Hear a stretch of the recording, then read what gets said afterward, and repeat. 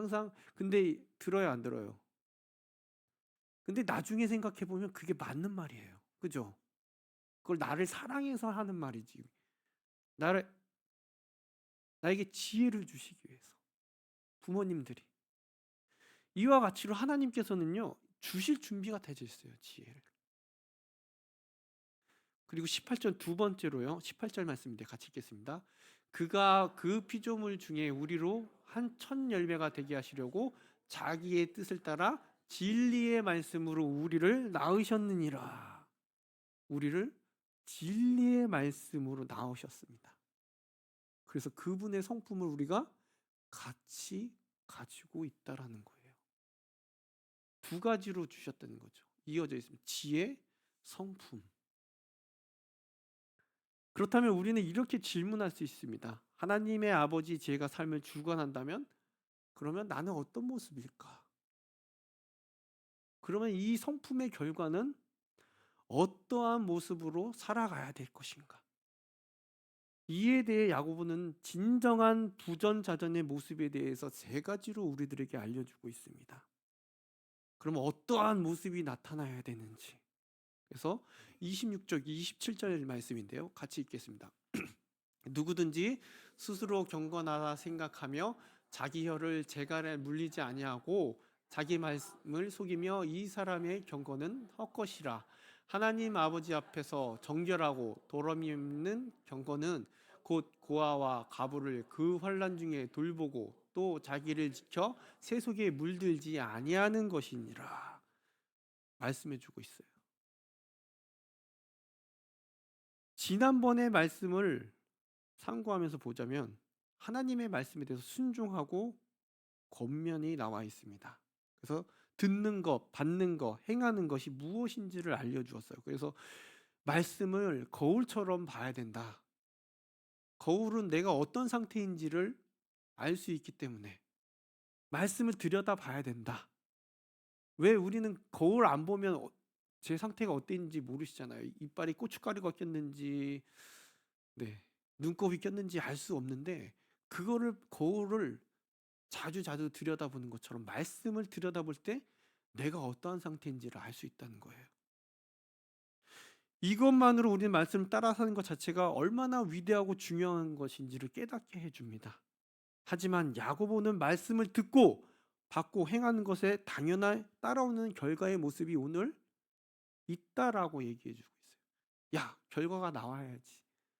그냥 저희가 공부 이렇게 애들이 방 안에서 공부만 한다고 결과가 나오나요? 시험을 치러야 되지 않습니까?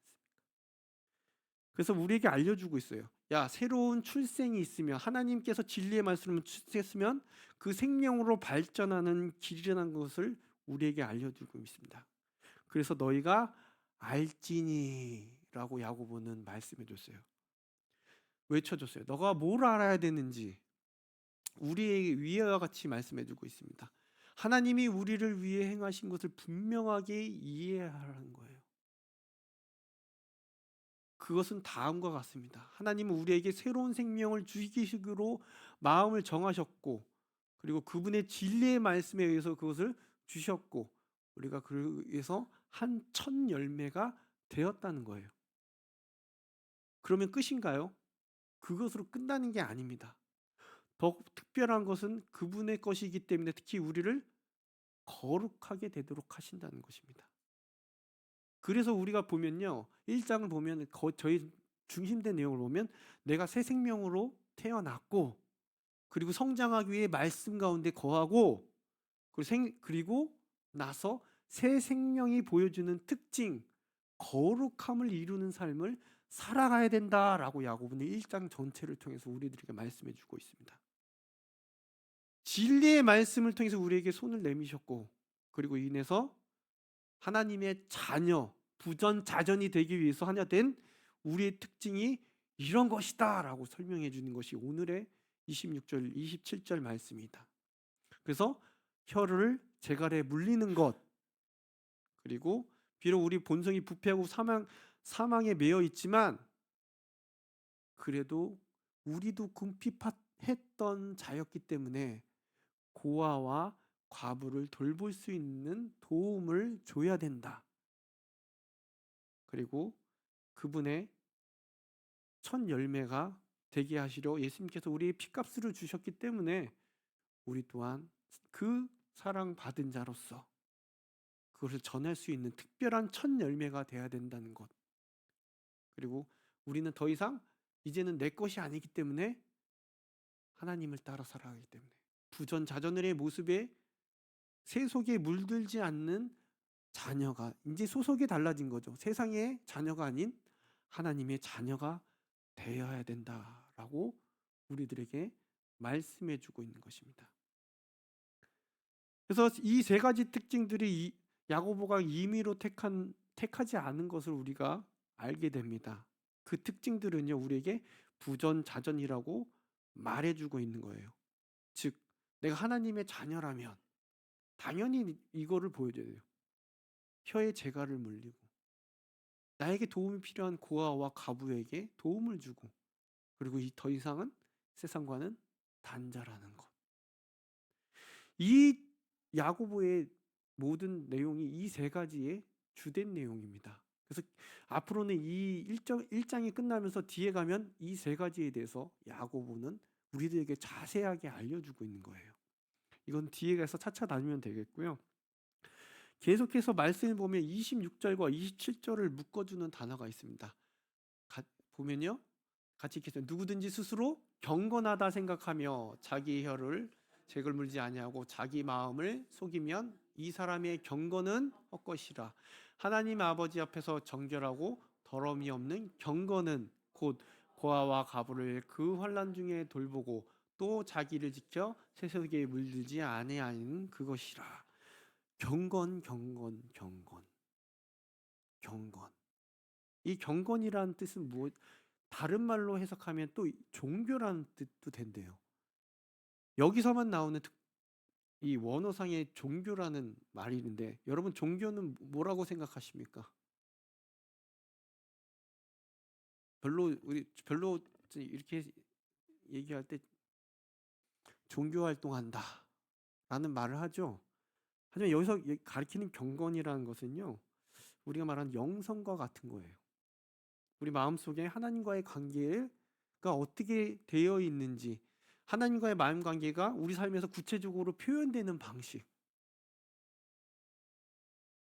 하나님 내가 사랑한다면 어떻게 살아가야 됩니까, 여러분? 착하게 살아가야 되죠. 그런 표현 방식. 그래서 다시 쉽게 말하자면 우리의 삶이 우리 하나님에 대해 생각하는 것을 표현하는 거예요. 내가 하나님을 생각하는 것 어떻게 표현합니까? 게으르지 않고 하나님 뜻대로 살기를 원하는 것. 그것이 종교 활동을 모두 포괄하는 것으로 물론 보이지는 않습니다. 그래서 이것만 하면 된다라고 해서 착하게 사는 것, 정직하게 사는 것, 법규를 잘 지키는 것만 해서는 무조건 종교 활동을 한다라고 할 수는 없죠. 성경도 안 읽고 예배도 참석 안 해도 된다, 세례도 받지 않아도 된다라는 뜻이 아닙니다. 하지만 야고보는 그것을 우리가 종교라는 명목으로 행하는 모든 것이 하나님 앞에서 타당성을 지니고 있는지를 시험하라는 거예요. 지금 내가 하고 있는 것이 하나님 앞에서 맞는 것인지 시험하라는 거예요. 그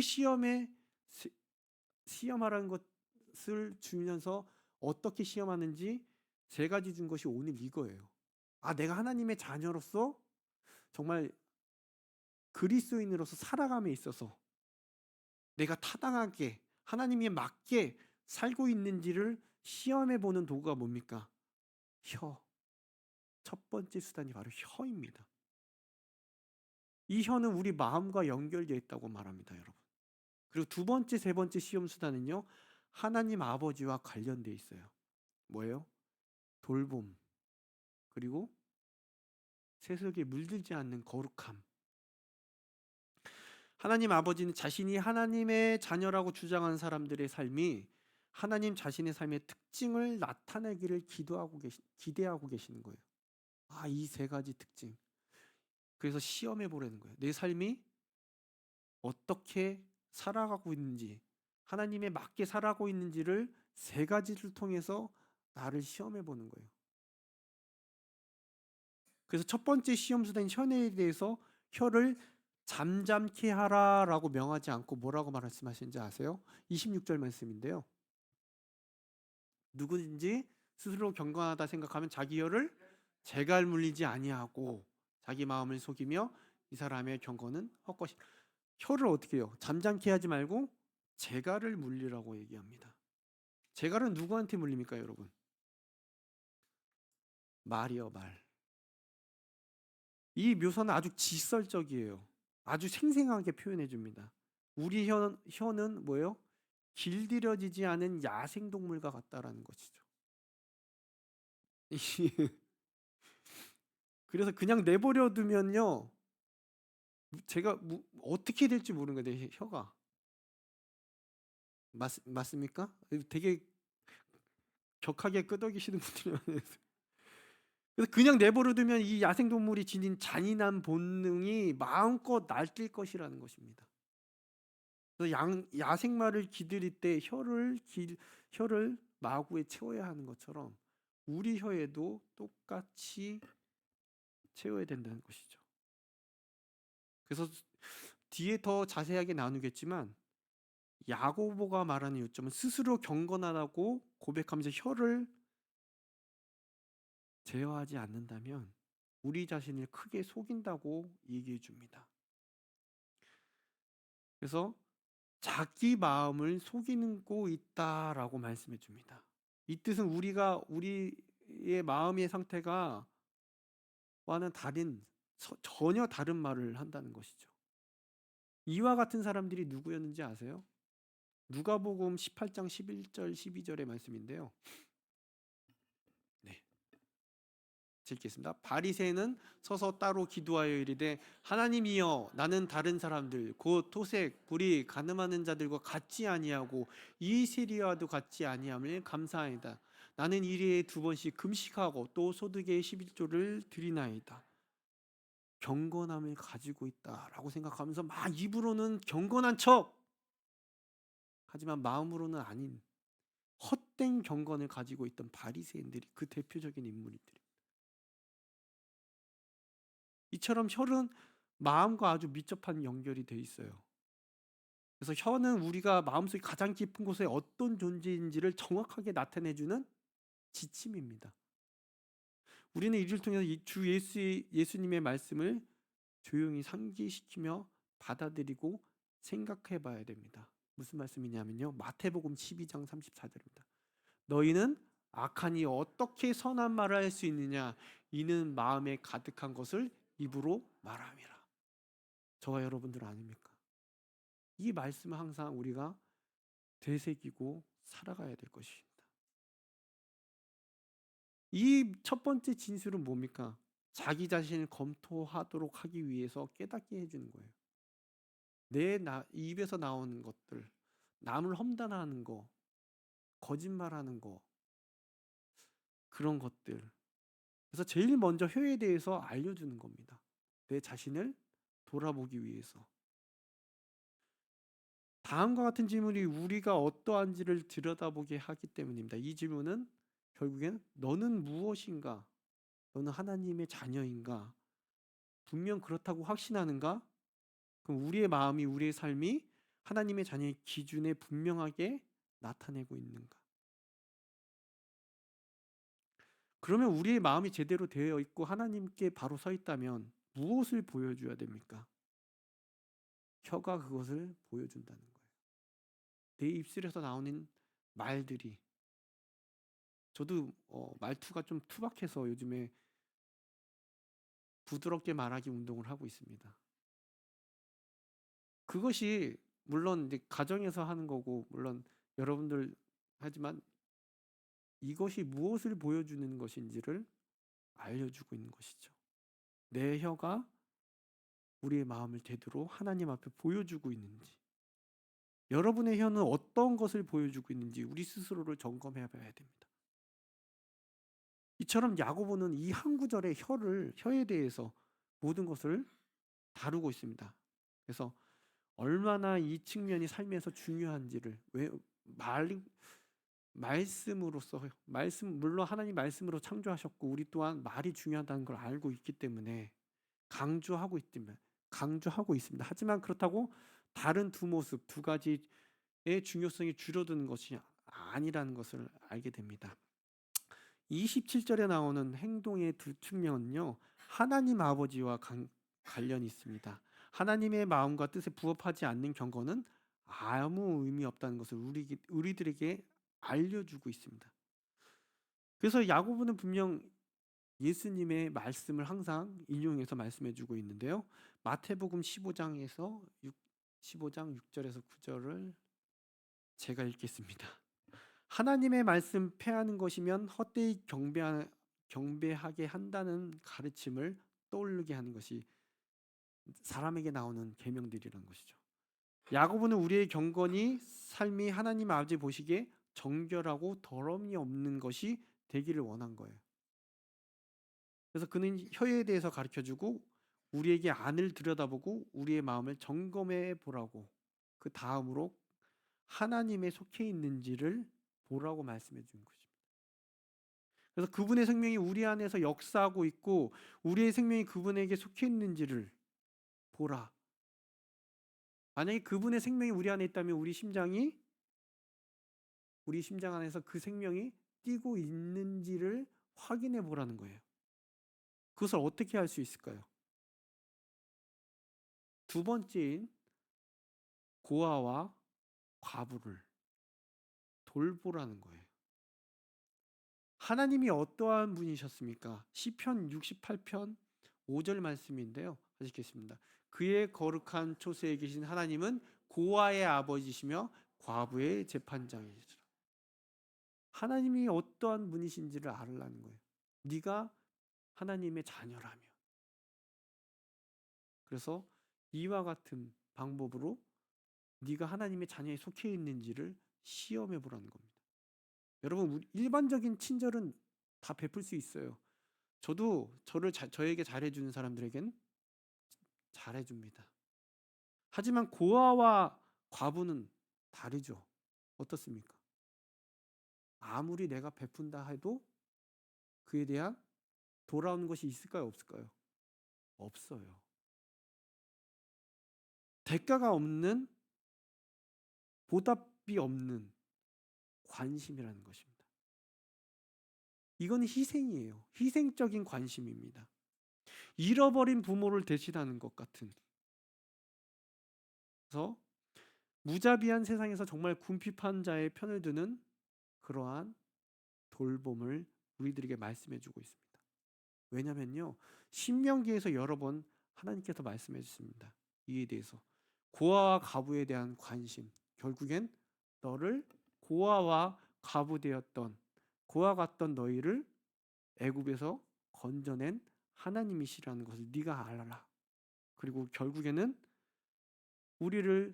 죽었던 우리를 살려주신 그 갈보리의 사랑, 예수 그리스도의 사랑에 이어진다는 것이죠.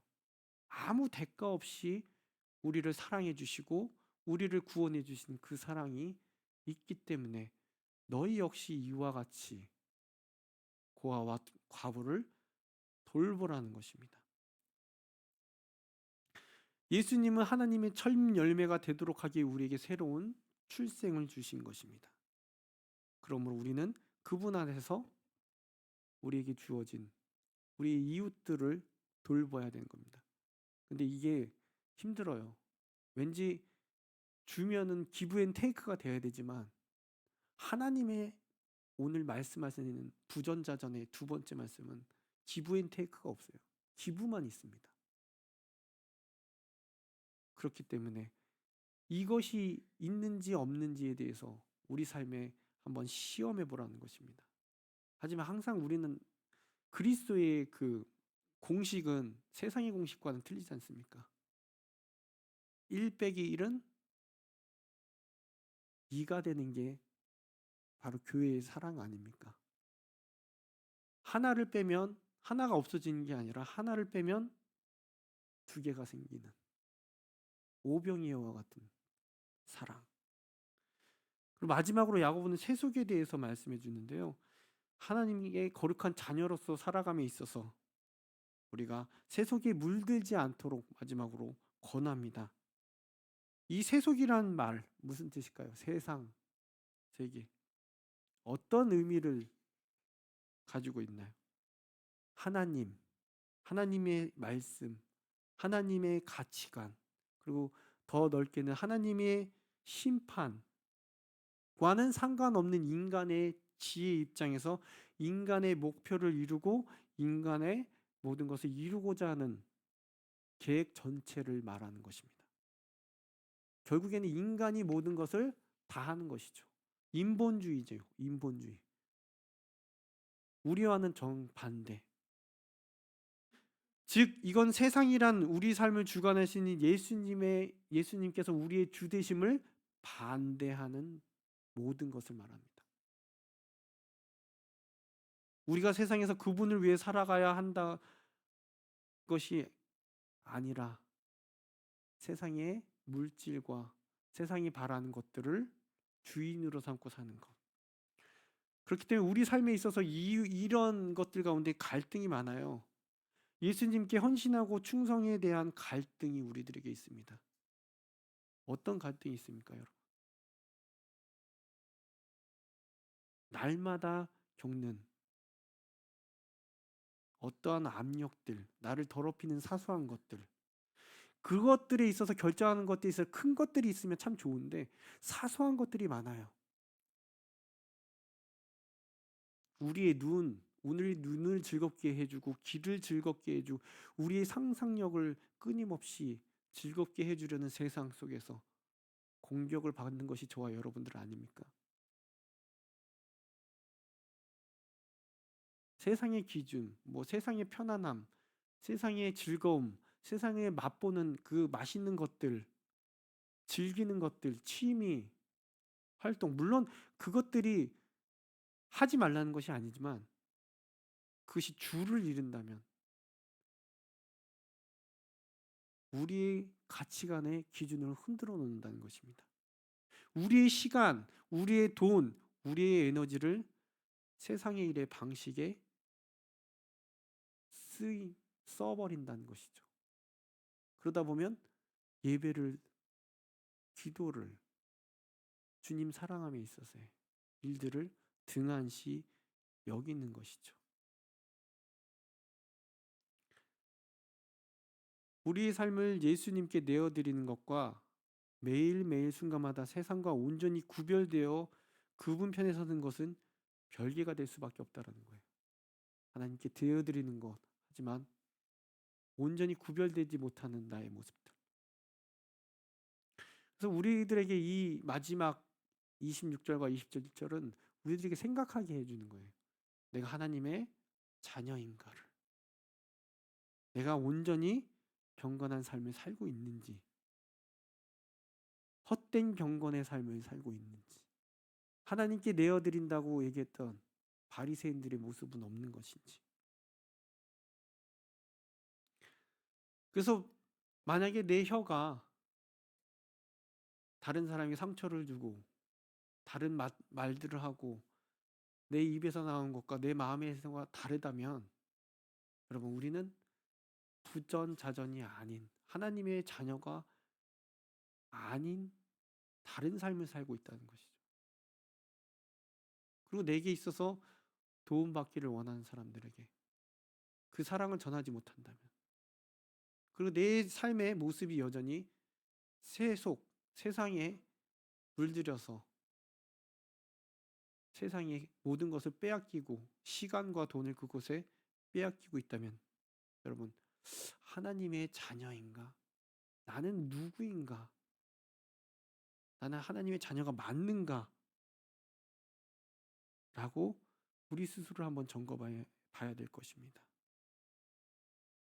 말씀 마무리하겠는데요.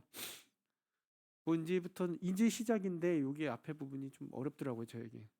그러면서 이 삶에 우리가 어떻게 하나님 앞에 나아갈 수 있는지에 대한 구체적인 말씀을 우리들에게 나누어 주고 있습니다. 내 입술에서 나오는 것들이 무엇인지, 그리고 내가 진짜 좋아하는 사람들에게만 베푸고 있지는 않는지, 그리고 마지막으로 교회에 와서만 거룩한 척 하지만 이 세상 속에서는 그들과 다르지 않는 모습으로 살아가고 있지는 않는지, 내가 하나님의 자녀, 하나님의 백성, 하나님의 사랑을 받은 자인데 그럼에도 불구하고 내 마음은 여전히 다른 곳에 있지 않는지, 우리 스스로를 항상 이 말씀에, 이것에 시험하고 점검하며 살아갈 수 있는 저와 여러분들이 되길 원합니다. 이 시간 우리 말씀을 생각하시면서 함께 기도하길 원합니다. 하나님 아버지, 내가 정말 하나님의 자녀입니까? 내 입술이 어떠한지, 내 베품이 어떠한지, 내 세상 속에서의 삶이 그들과 구별되어 있는지 하나님 우리를 붙잡아 주시고 나는 누구이고 나는 누구의 자녀인지를 깨닫게 하여 주시옵소서. 이 시간 다 같이 기도하시겠습니다. 사랑이 많으신 하나님 아버지, 이 시간 주님께 나아갑니다. 내 입술은 주님 그래요, 하나님의 자녀입니다.